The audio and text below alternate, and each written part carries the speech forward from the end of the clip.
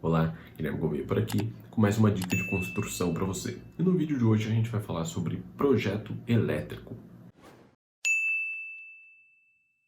Infelizmente no Brasil a gente tem a cultura de que os projetos não são necessários ou que os projetos são caros e o projeto elétrico ele está entre os mais baratos dos projetos.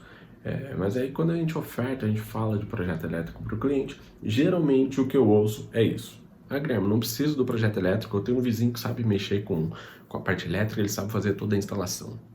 Quando a gente está falando sobre projeto elétrico, não é só sobre instalar, mas sim sobre dimensionar, fazer o dimensionamento dos circuitos ali, dos cabos, dos fios, fazer o dimensionamento dos disjuntores e até dos conduítes. Sim, até dos conduítes. Você provavelmente já deve ter visto em alguma instalação elétrica ou alguém tentando fazer uma instalação elétrica, quando a pessoa tenta passar 2, 3 cabos ali dentro de um conduíte e ele fica ali chuchando aquele fio e aí em um determinado ponto ali o fio empaca e não vai mais. Aí ele tenta até passar com guia, puxar com arame, mas é bem complicado. E isso acontece porque o conduíte não foi dimensionado, não foi calculado para ele receber aquela quantidade de fio necessário. Então tudo isso é calculado, é determinado, tem algumas NBRs que a gente precisa seguir para poder fazer um dimensionamento. Inclusive eu tenho um exemplo prático disso.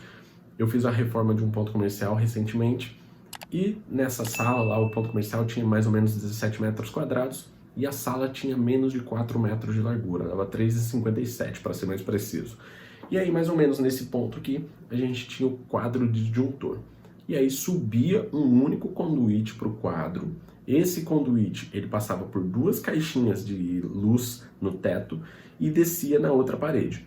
E na outra parede de frente, 3,57 metros para frente, tinha um ponto, uma caixinha 4x2 alta, que teoricamente seria para receber um ar-condicionado.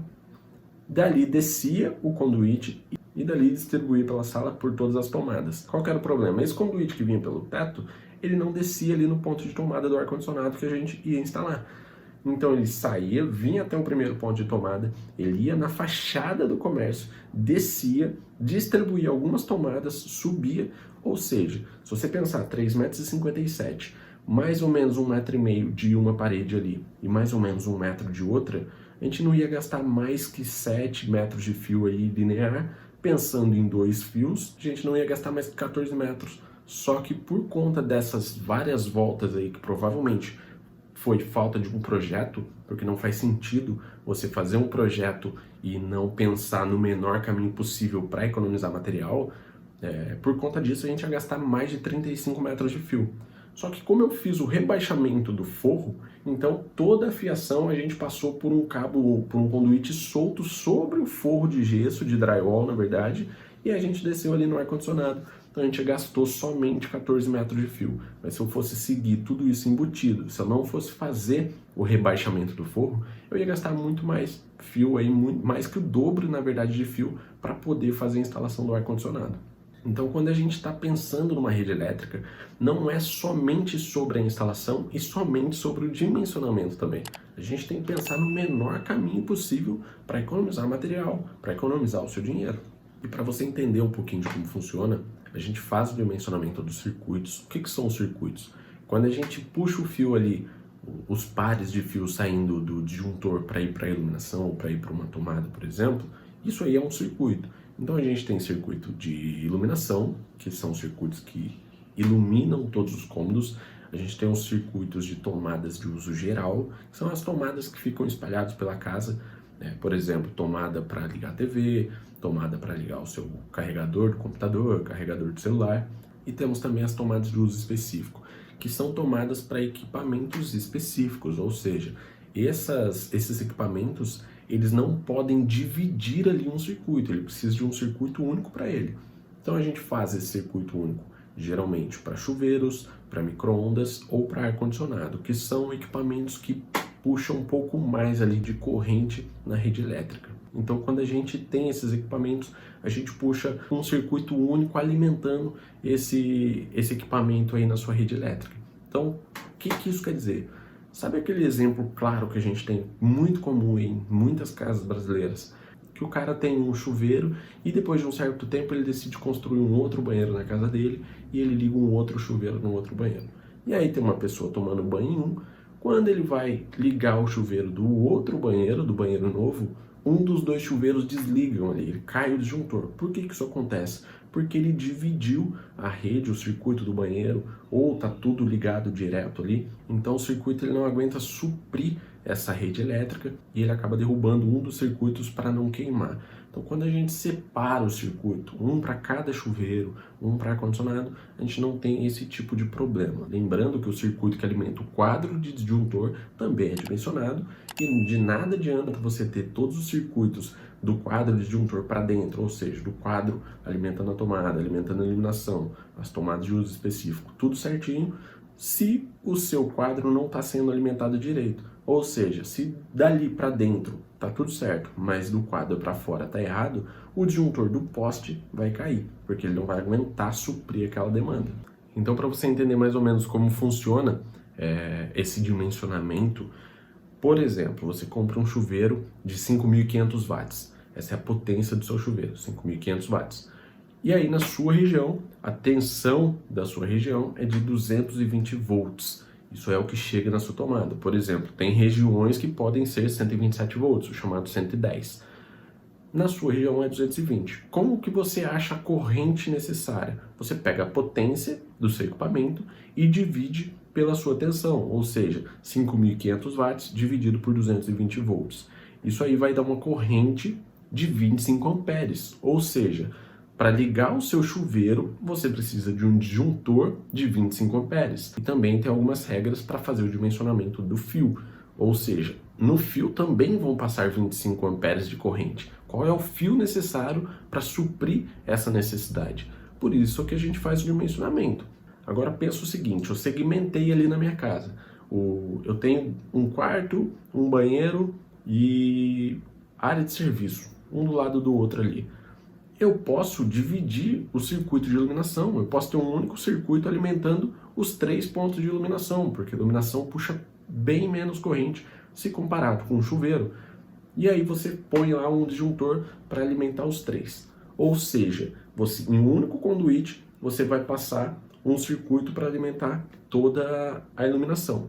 Só que nesse mesmo conduíte você pode ter um circuito alimentando o chuveiro, por exemplo.